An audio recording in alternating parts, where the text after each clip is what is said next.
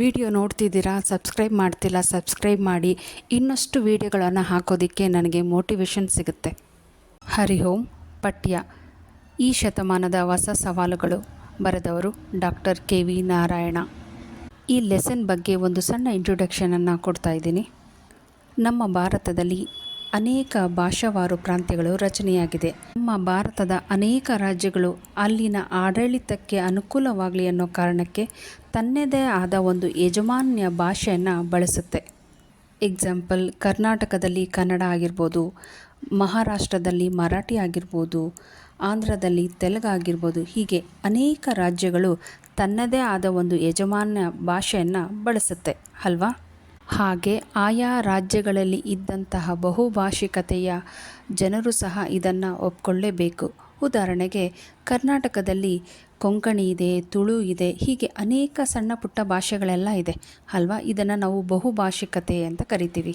ಈ ಭಾಷೆಗಳು ಯಜಮಾನ್ಯ ಭಾಷೆಯ ಕೆಳಗಡೆ ಜೀವನ ಮಾಡಬೇಕಾಗಿರುವಂಥ ಪರಿಸ್ಥಿತಿ ಬಂದಿದೆ. ಇದು ಯಾವ ಕಾರಣಕ್ಕೆ ಅಂದರೆ, ಆಡಳಿತ ಉತ್ತಮವಾಗಿ ನಡೆಸಬೇಕು ಅಂದರೆ ರಾಜ್ಯ ಅದಕ್ಕೆ ಒಂದು ತನ್ನದೇ ಆದ ಆಡಳಿತ ಭಾಷೆ, ಬರವಣಿಗೆ ಎಲ್ಲ ಬೇಕಲ್ವ? ಆ ಕಾರಣಕ್ಕೆ ಯಜಮಾನ್ಯ ಭಾಷೆಯನ್ನು ಇಲ್ಲಿ ನಾವು ತುಂಬ ಇಂಪಾರ್ಟೆನ್ಸ್ ಕೊಡ್ತೀವಿ ಮತ್ತು ಅದರ ಅವಶ್ಯಕತೆ ತುಂಬ ಇದೆ ಆ ರಾಜ್ಯಕ್ಕೆ. ಸ್ವಾತಂತ್ರ್ಯ ಬಂದ ನಂತರ ಕನ್ನಡ ಏನೆಲ್ಲ ಪ್ರಾಬ್ಲಮ್ ಫೇಸ್ ಮಾಡ್ತಿದೆ, ಅದರ ಮುಂದಿರುವಂಥ ಸವಾಲುಗಳು ಏನು, ಇದನ್ನೆಲ್ಲ ಸ್ಟೂಡೆಂಟ್ಸ್ಗಳು ತಮ್ಮದೇ ಆದ ಸ್ವಂತ ಅನುಭವದಿಂದ ಯೋಚಿಸಬೇಕು ಅನ್ನೋದು ಈ ಒಂದು ಲೆಸನ್ನಿನ ಉದ್ದೇಶ. ನಮ್ಮ ಭಾರತದಲ್ಲಿ ಭಾಷಾವಾರು ಪ್ರಾಂತ್ಯಗಳು ರಚನೆಯಾಗಿ ಅದು ಅಲ್ಲಿನ ಆಡಳಿತಕ್ಕೆ ಅನುಕೂಲವಾಗಲಿ ಅನ್ನೋ ಕಾರಣಕ್ಕೆ ಆಯಾ ರಾಜ್ಯಗಳಲ್ಲಿ ಒಂದು ಯಜಮಾನ್ಯ ಭಾಷೆ ಶುರುವಾಗುತ್ತೆ. ಅಂದರೆ 20ನೇ ಶತಮಾನದ ಆರಂಭ ಕಾಲದಲ್ಲಿ ಈ ವಸಾಹತು ಆಡಳಿತಕ್ಕೆ ಒಳಗಾಗಿದ್ದಂಥ ಚಿಕ್ಕ ಪುಟ್ಟ ದೇಶಗಳಲ್ಲಿ ಈ ಒಂದು ದೇಶೀಯ ಭಾಷೆಗಳು ತಮ್ಮ ಸ್ವಂತಿಕೆಯನ್ನು ಹೇಗೆ ಕಾಯ್ದುಕೊಳ್ತಿದ್ರು ಅಂತ ಹೇಳ್ತಿದ್ದಾರೆ. ಈಗ ಒಂದು ರಾಜ್ಯಕ್ಕೆ ಬೇರೆ ಕಡೆಯಿಂದ ಬಂದಂಥ ಜನ ಅಲ್ಲಿ ಅವರು ಮಾತನಾಡುವ ಭಾಷೆಗೆ ಹೆಚ್ಚು ಇಂಪಾರ್ಟೆನ್ಸನ್ನು ಕೊಡ್ತಿದ್ರು. ಹಾಗೇನಾಗ್ತಿತ್ತು ಅಂದರೆ ಆ ಪ್ಲೇಸಿನ ಅಂದರೆ ಆ ಸ್ಥಳದ ಭಾಷೆಗೆ ಸಿಗಬೇಕಾದಂಥ ಸ್ಥಾನಮಾನ ಸಿಗ್ತಾ ಇರಲಿಲ್ಲ. ಹಾಗಾಗಿ ಆ ಭಾಷೆಯನ್ನು ಉಳಿಸ್ಕೊಳ್ಳಲು ಜನ ತುಂಬ ಕಷ್ಟಪಡಬೇಕಾಗಿ ಬರುತ್ತೆ. ಅಂದರೆ ಭಾರತದಲ್ಲಿನ ಪ್ರಾಂತೀಯ ಭಾಷೆಗಳನ್ನು ಅಂದರೆ ಆಯಾ ರಾಜ್ಯದಲ್ಲಿ ಮಾತನಾಡುವಂತಹ ಭಾಷೆಯನ್ನು, ಎಕ್ಸಾಂಪಲ್ ಕರ್ನಾಟಕದಲ್ಲಿ ಕನ್ನಡ, ತಮಿಳುನಾಡಿನಲ್ಲಿ ತಮಿಳು, ಕೇರಳದಲ್ಲಿ ಮಲಯಾಳಂ, ಹೀಗೆ ಆ ಪ್ರಾಂತೀಯ ಭಾಷೆಗಳನ್ನು ಹಾಗೆ ಮುಂದುವರಿಸ್ಕೊಂಡು ಹೋಗಲು ಮತ್ತು ಜನತೆಗೆ ಆ ಭಾಷೆಯನ್ನು ಉಪಯೋಗಿಸುವುದಕ್ಕೆ, ಬರೆಯುವುದಕ್ಕೆ, ಆಡಳಿತ ಭಾಷೆಯನ್ನಾಗಿಯೂ ಉಪಯೋಗಿಸುವುದಕ್ಕೆ, ಈ ಎಲ್ಲ ಕಾರಣಗಳಿಂದಾಗಿ ಸಮ್ಮೇಳನಗಳು ನಡೆಯುವುದಕ್ಕಿಂತ ಮುಂಚೆ ಹಲವಾರು ವರ್ಷಗಳ ಕಾಲ ಈ ಭಾಷಾ ಸಮುದಾಯಗಳಲ್ಲಿ ಅನೇಕ ಚರ್ಚೆ, ಕಾರ್ಯಕ್ರಮಗಳು ನಡೆಯಿತು ಅನ್ನುವುದಕ್ಕೆ ದಾಖಲೆ ಇದೆ. ಈ ಕನ್ನಡಕ್ಕಾಗಿ ಹೋರಾಟ ಶುರುವಾಗಿದ್ದು 19ನೇ ಶತಮಾನದ ಕೊನೆಗೆ ಕಂಡುಬರುತ್ತೆ. ಹಲವು ಕಡೆಗಳಲ್ಲಿ ಭಾಷೆಯ ಒಂದು ಒಳಿತಿಗಾಗಿ ಶ್ರಮಿಸಿದಂತಹ ಸಂಘ ಸಂಸ್ಥೆಗಳು ರೂಪುಗೊಳ್ಳುತ್ತವೆ. ಉದಾಹರಣೆಗೆ ಮೈಸೂರಿನ ಭಾಷೋಜೀವಿನಿ ಸಭಾ, ಧಾರವಾಡದ ಕರ್ನಾಟಕದ ವಿದ್ಯಾವರ್ಧಕ ಸಂಸ್ಥೆಗಳು, ಈ ಎಲ್ಲ ಸಂಸ್ಥೆಗಳು ಕನ್ನಡದ ಸ್ಥಿತಿಗತಿಗಳ ಬಗ್ಗೆ ತುಂಬ ಚರ್ಚೆಗಳನ್ನು ಮಾಡ್ತಾಯಿದ್ರು. ಮೈಸೂರಿನ ಸಂಸ್ಥೆ 1896ರಲ್ಲಿ ಅಂದರೆ 1896 ಹಾಗೆ ಧಾರವಾಡದ ಸಂಸ್ಥೆ 1911ರಲ್ಲಿ 1911 ಸಮ್ಮೇಳನಗಳನ್ನು ನಡೆಸಿದವು. ಇವರೆಲ್ಲರೂ ಮಾಡಿದಂಥ ಒಂದು ಪ್ರಯತ್ನದ ಫಲವಾಗಿ ಕರ್ನಾಟಕ ಸಾಹಿತ್ಯ ಪರಿಷತ್ತು ಸ್ಥಾಪನೆ ಆಗುತ್ತೆ. ಜೊತೆಗೆ ಕನ್ನಡ ಸಾಹಿತ್ಯ ಸಮ್ಮೇಳನಗಳು 1916ರಿಂದ ಅಂದರೆ 1916ನಿಂದ ಶುರುವಾಗುತ್ತೆ. ಈ ಮೇಲೆ ಹೇಳಿದಂಥ ಎಲ್ಲ ವಿಷಯಗಳು ಅಥವಾ ಎಲ್ಲ ವಿವರಗಳ ಉದ್ದೇಶ ಇಷ್ಟೇ. ಸುಮಾರು 100 ವರ್ಷಗಳ ಕಾಲ ಕಳೆಯುವ ಹೊತ್ತಿಗೆ ಕನ್ನಡ ಬೇರೆ ರೀತಿಯ ಒಂದು ಪ್ರಾಬ್ಲಮನ್ನು ಫೇಸ್ ಮಾಡ್ತಾ ಇದೆ. ಕನ್ನಡದ ಅಳಿವಿನ ಪ್ರಶ್ನೆಯನ್ನು ಎತ್ಕೊಂಡು ಅನೇಕ ಚರ್ಚೆಗಳು, ವಾದಗಳನ್ನು ಮಾಡ್ತಾ ಇದ್ದಾರೆ. ಇಂದಿನ ಕಾಲದ ಕನ್ನಡಕ್ಕೆ ಎಷ್ಟೆಲ್ಲ ಸವಾಲು ಇತ್ತು, ಅದು ಯಾವ ರೀತಿ ಭಿನ್ನವಾಗಿತ್ತು, ಈಗಿನ ಕಾಲಕ್ಕೆ ಕನ್ನಡಕ್ಕಿರುವಂಥ ಚಾಲೆಂಜಸ್ ಏನು, ಆ ಸವಾಲುಗಳೇನು, ಆ ಪ್ರಶ್ನೆಗಳಿಗೆ ನಾವು ಉತ್ತರವನ್ನು ಹುಡುಕೊಂಡು ನಮ್ಮ ಕನ್ನಡವನ್ನು ಹೇಗೆ ಉಳಿಸ್ಕೊಳ್ಬೇಕು ಅನ್ನೋದ್ರ ಬಗ್ಗೆ ಯೋಚನೆ ಮಾಡ್ತಿದ್ದಾರೆ. ಇಲ್ಲಿವರೆಗೂ ನೋಡ್ತಿದ್ದೀರಾ. ನಿಮ್ಗೆ ವಿಡಿಯೋ ಇಷ್ಟ ಆದರೆ ಸಬ್ಸ್ಕ್ರೈಬ್ ಮಾಡಿ. ಕನ್ನಡ ಹಾಗೂ ಕನ್ನಡದಂತಹ ಭಾಷೆಗಳು ತಮ್ಮ ಸಮುದಾಯದ ಒಂದು ಚೆಹರೆಯನ್ನು ಉಳಿಸ್ಕೊಳ್ಬೇಕಾದ್ರೆ ಈ ಎಲ್ಲ ಭಾಷೆಗಳು ಎದುರಿಸುತ್ತಿರುವಂಥ ಸವಾಲುಗಳು ಭಾಷಿಕ ನೆಲೆಯಲ್ಲಿದ್ದರೆ ಇನ್ನು ಕೆಲವು ರಾಜಕಾರಣದ ಫಲಿತಾಂಶವಾಗಿದೆ. ಜೊತೆಗೆ ತಂತ್ರಜ್ಞಾನದ ಪರಿಣಾಮ ಸಹ ಇಲ್ಲಿ ನಾವು ಕಾಣ್ಬೋದು.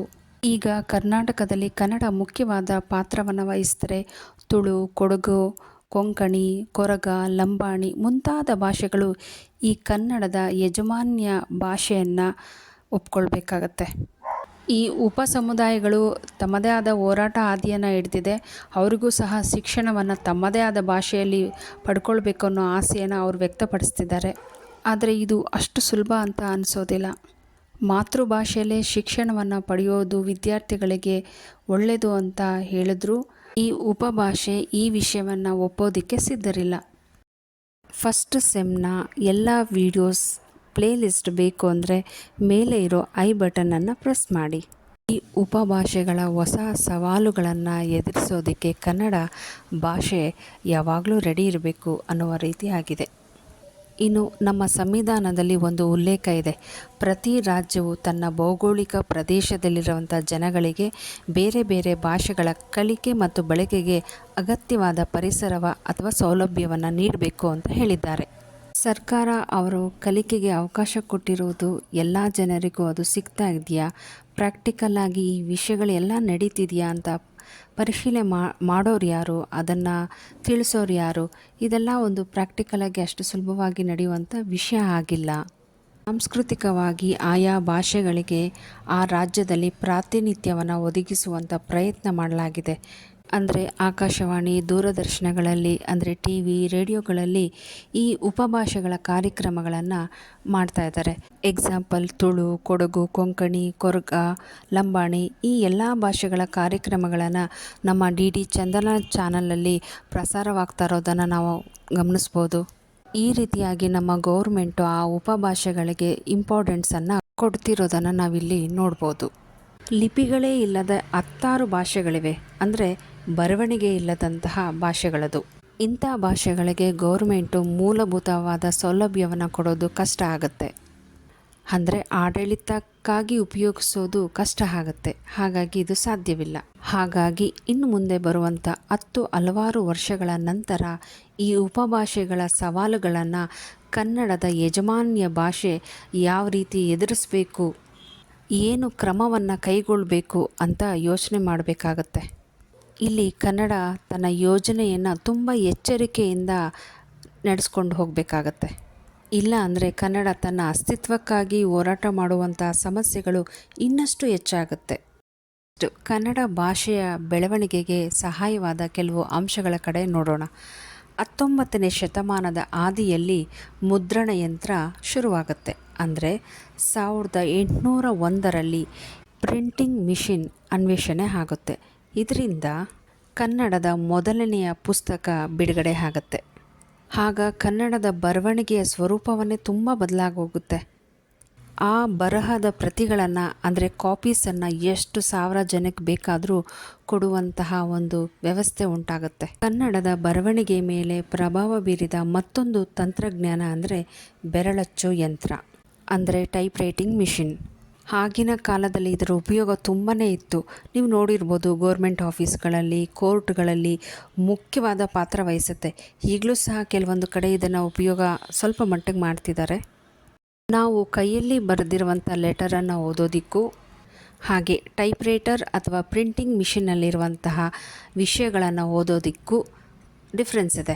ಈಗ ನಾವು ಕೈಯಲ್ಲಿ ಬರೆದಿರೋದನ್ನು ಎಲ್ಲರೂ ಓದೋದಕ್ಕೆ ಕಷ್ಟ ಆಗುತ್ತೆ. ಯಾಕಂದರೆ ಅವ್ರು ಬರೆದಿರುವಂಥ ಹ್ಯಾಂಡ್ ರೈಟಿಂಗು, ಆ ಒಂದು ಅಕ್ಷರಗಳ ಜೋಡಣೆ ಎಲ್ಲನೂ ನಮಗೆ ಸ್ವಲ್ಪ ಕಷ್ಟ ಆಗುತ್ತೆ. ಅದೇ ಈ ಪ್ರಿಂಟಿಂಗು ಮತ್ತು ಟೈಪ್ ರೈಟರಲ್ಲಿ ಮಾಡಿರುವಂಥ ಒಂದು ವ್ಯವಸ್ಥೆ ತುಂಬ ಚೆನ್ನಾಗಿದ್ದು ಕನ್ನಡ ಸ್ವಲ್ಪ ಓದೋಕ್ಕೆ ಬರೋರು ಸಹ ಆ ಒಂದು ವಿಷಯಗಳನ್ನು ಚೆನ್ನಾಗಿ ಓದ್ಕೊಂಡು ತಿಳ್ಕೊಳ್ಬೋದು. ಆ ರೀತಿ ಇರುತ್ತೆ. ಹಾಗಾಗಿ ಇದರ ಪರಿಣಾಮ ನಮ್ಮ ಕನ್ನಡದ ಭಾಷೆ ಮೇಲೆ ತುಂಬ ಸಹಾಯವನ್ನು ಮಾಡಿದೆ. ತುಂಬ ಜನರಿಗೆ ವಿಷಯಗಳನ್ನು ತಲುಪಿಸೋದಕ್ಕೆ ಸಾಧ್ಯ ಆಗಿದೆ. ಇದು ಒಂದು ರೀತಿ ಈಸಿ ಮೆಥಡ್ ಆಗಿದೆ. ಆದರೆ ಈ ತಂತ್ರಜ್ಞಾನದಲ್ಲೂ ಕೆಲವೊಂದು ಪ್ರಾಬ್ಲಮ್ಸು ನಿಧಾನವಾಗಿ ನಮಗೆ ಕಾಣಿಸುತ್ತೆ. ಮುಖ್ಯವಾಗಿ ಈ ಬರಹವನ್ನು ತುಂಬ ವರ್ಷಗಳ ಕಾಲ ಉಳಿಸ್ಕೊಳ್ಬೇಕು ಅನ್ನೋ ಒಂದು ತಿಳುವಳಿಕೆಯಲ್ಲಿ ಸ್ವಲ್ಪ ಬದಲಾವಣೆಗಳು ಬರುತ್ತೆ. ಅಂದರೆ ಬರೆದ ಕೂಡಲೇ ಅದನ್ನು ಪ್ರಸಾರ ಮಾಡ್ಬೋದು ಮತ್ತು ಅದರ ಕಾಪೀಸನ್ನು ಸುಮಾರು ಜನಗಳಿಗೆ ಹಂಚ್ಬೋದು. ಇಂಥದ್ದನ್ನು ಯಾರು ಬೇಕಾದರೂ ಈಸಿಯಾಗಿ ಓದ್ಬೋದಾಗಿತ್ತು ಮತ್ತು ದಾಖಲೆಗಳನ್ನು ಇಟ್ಕೊಳ್ಬೋದಾಗಿತ್ತು. ಜೊತೆಗೆ ಅವ್ರಿಗೆ ಯಾವಾಗ ಬೇಕೋ ಆವಾಗ ಅದನ್ನು ತೆಗೆದು ಓದಿ ಎತ್ತಿಡಿ ಆ ಥರ ಎಲ್ಲ ಮಾಡ್ಬೋದಾಗಿತ್ತು. ಈ ರೀತಿ ಎಲ್ಲ ಮಾಡೋದಕ್ಕೆ ಸುಮಾರು ವರ್ಷಗಳು ಕಾಯುವಂಥ ಅವಶ್ಯಕತೆ ಈಗಿಲ್ಲ. ಈಗ ಒಂದು ಎಕ್ಸಾಂಪಲನ್ನು ತಗೊಳ್ಳೋದಾದರೆ, ಟೈಪ್ ಆದಂಥ ವಿಷಯವನ್ನು ತಕ್ಷಣವೇ ಟಿ ವಿಯಲ್ಲಿ ಡಿಸ್ಪ್ಲೇ ಬರುತ್ತೆ. ನಾವು ಅದನ್ನು ನೋಡ್ಬೋದು, ಓದ್ಬೋದು, ಬೇಗ ವಿಷಯವನ್ನು ತಿಳ್ಕೊಳ್ಬೋದು ಅಲ್ವಾ. ಹಿಂದಿನ ಕಾಲದಲ್ಲಿ ಶಿಲೆ ಮೇಲೆ, ತಾಳೆಗರಿ ಮೇಲೆ ಬರೆದಾಗ ಅದು ಬಹು ಶತಮಾನಗಳವರೆಗೂ ಉಳಿತಾ ಇತ್ತು. ನೀವು ಇತಿಹಾಸದಲ್ಲಿ ನೋಡಿರ್ಬೋದು, ಶಿಲೆ ಮೇಲೆ ಕೆತ್ತಿದಂಥ ಶಾಸನಗಳು ಈಗಲೂ ಸಹ ನಾವು ನೋಡ್ತಾ ಇದ್ದೀವಿ. ಈ ಒಂದು ವಸ್ತುಗಳಿಗೆ ಲೈಫ್ ಟೈಮ್ ತುಂಬ ಇರುತ್ತೆ. ಅದೇ ನಾವು ಒಂದು ಪೇಪರ್ಗೆ ಹೋಲಿಸಿದಾಗ ಅದರ ಲೈಫ್ ಟೈಮ್ ತುಂಬಾ ಕಮ್ಮಿ. ಬೇಗ ಅದು ಹಾಳಾಗುತ್ತೆ ಮತ್ತು ಅದರ ಮೇಲೆ ಆದಂಥ ಪ್ರಿಂಟ್ ಅಕ್ಷರಗಳು ಸಹ ಕೆಲವು ಸಲ ಕಾಣಿಸೋದೇ ಇಲ್ಲ. ಹಾಗೆ ಬುಕ್ಸನ್ನು ಒಂದು ಕಡೆ ಹಾಗೇ ತುಂಬ ವರ್ಷ ಇಟ್ಟರೆ ನಿಮ್ಗೆ ಗೊತ್ತಲ್ವಾ, ಅದು ಸಣ್ಣ ಸಣ್ಣ ಹುಳುಗಳು ಅದನ್ನು ತಿನ್ನುವಂಥ ಸಾಧ್ಯತೆಯೂ ಇರುತ್ತೆ. ಈ ಎಲ್ಲ ಕಾರಣದಿಂದಾಗಿ ತುಂಬ ವರ್ಷಗಳ ಕಾಲ ಇದು ಉಳಿಬೇಕು, ಜೀವಂತವಾಗಿರಬೇಕು ಅನ್ನೋ ಕಾರಣಕ್ಕಾಗಿ ಇನ್ನೊಂದು ರೀತಿಯ ತಂತ್ರಜ್ಞಾನವನ್ನು ಹುಡುಕೋದಕ್ಕೆ ಶುರು ಮಾಡ್ತೀವಿ. ಅದರಲ್ಲಿ ನಾವು ಸಕ್ಸಸ್ಸು ಆಗ್ತೀವಿ ಅಲ್ವಾ. ಇಲ್ಲಿವರೆಗೂ ನೀವು ಬರೆದ ದಾಖಲಾತಿಯನ್ನು ಕುರಿತು ವಿಷಯನ ತಿಳ್ಕೊಂಡ್ರಿ. ನೆಕ್ಸ್ಟು ಮೌಖಿಕವಾಗಿದ್ದು ಅಂದರೆ ರೆಕಾರ್ಡಿಂಗು ಮತ್ತು ವಿಷಯ ನೆನಪಿನಲ್ಲಿಟ್ಕೊಂಡು ತಲೆಮಾರಿನಿಂದ ತಲೆಮಾರಿಗೆ ವಿಷಯಗಳನ್ನು ತಲುಪಿಸೋದು. ಅದು ನಾಟಕದ ರೂಪದಲ್ಲಿರ್ಬೋದು, ಪದ್ಯದ ರೂಪದಲ್ಲಿರ್ಬೋದು, ಜಾನಪದ ಗೀತೆ ರೂಪದಲ್ಲಿರ್ಬೋದು. ಇಂಥ ಒಂದು ಭಾಷೆಗಳು ಸುಮಾರು ವರ್ಷಗಳ ಕಾಲದವರೆಗೂ ಮುಂದುವರಿಸ್ಕೊಂಡು ಬರ್ತಾನೇ ಇದೆ. ಒಂದು ಧ್ವನಿಯ ದಾಖಲಾತಿ ಸೌಲಭ್ಯದಿಂದ ಅಂದರೆ ರೆಕಾರ್ಡಿಂಗ್ ಒಂದು ವ್ಯವಸ್ಥೆಯಿಂದ ಉಪಭಾಷೆಗಳಿಗೆ ಯಾವ ರೀತಿ ಹೆಲ್ಪ್ ಆಗಿದೆ ಅನ್ನೋದು ನಮ್ಗೆ ಅರ್ಥ ಆಗುತ್ತೆ. ಇದನ್ನು ಆ ಭಾಷೆ ಜನರು ಕೇಳಿಸ್ಕೊಳ್ಬೋದು, ಮಾಡ್ಕೊಳ್ಬೋದು, ನೋಡ್ಬೋದು. ಇದೆಲ್ಲನೂ ಹೆಲ್ಪ್ ಆಗಿದೆ. ಎಕ್ಸಾಂಪಲ್, ಬೀದರ್ ಕನ್ನಡವನ್ನು ಚಾಮರಾಜನಗರದಲ್ಲಿರೋರು ಸಹ ಅರ್ಥ ಮಾಡ್ಕೊಳ್ಬೋದು.